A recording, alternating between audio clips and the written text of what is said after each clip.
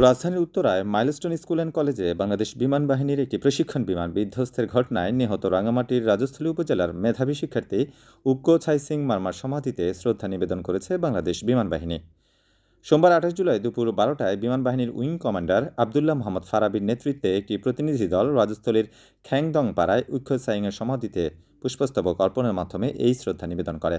এ সময় উপস্থিত ছিলেন উক্কো ছাইংয়ের পিতা উসাইমং মার্মা, মাতা ডেজিংপ্রু মার্মা সহ স্থানীয় গণ্যমান্য ব্যক্তিরা। শ্রদ্ধা নিবেদন শেষে উইং কমান্ডার আবদুল্লাহ মোহাম্মদ ফারাবি বলেন, বাংলাদেশ বিমান বাহিনীর পক্ষ থেকে আমরা উক্কো ছাইংয়ের পরিবারের প্রতি গভীর সমবেদনা প্রকাশ করছি এবং তার আত্মার শান্তি কামনা করছি।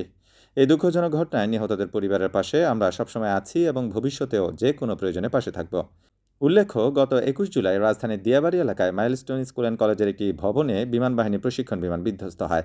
এতে উক্কো ছাইং মার্মা গুরুতর দগ্ধ হয়ে পরদিন চিকিৎসাধীন অবস্থায় মারা যান। আমরা জানি যে গত ২১শে জুলাই উত্তরার মাইলস্টোন স্কুল এবং কলেজের যে মর্মান্তিক বিমান দুর্ঘটনা, এতে আমরা সবাই স্তম্ভিত এবং শোকাহত, মর্মাহত। এতে নিহতদের শোক সন্তপ্ত পরিবারের যে অপূরণীয় ক্ষতি হয়ে গিয়েছে সেটা আসলে বর্ণনা করার ভাষা আমাদের নেই। তারপরেও সম্মানিত বিমান বাহিনী প্রধানের পক্ষ থেকে আমরা বিমান বাহিনী চেষ্টা করছি এর মাঝে যতটুকু সম্ভব শহীদদের আত্মার প্রতি শ্রদ্ধা জানাতে, তাদের প্রতি আমাদের সম্মান জ্ঞাপন করতে।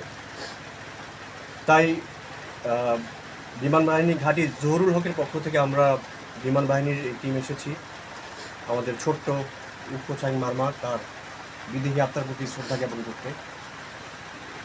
আমরা জানি না এতে তাদের পরিবারের কতটুকু কষ্ট লাঘব হবে, বাট যদি কিছুটা হলে আমরা তাদেরকে মানসিক শক্তি যোগাতে পারি, সাথে থেকে কিছুটা তাদেরকে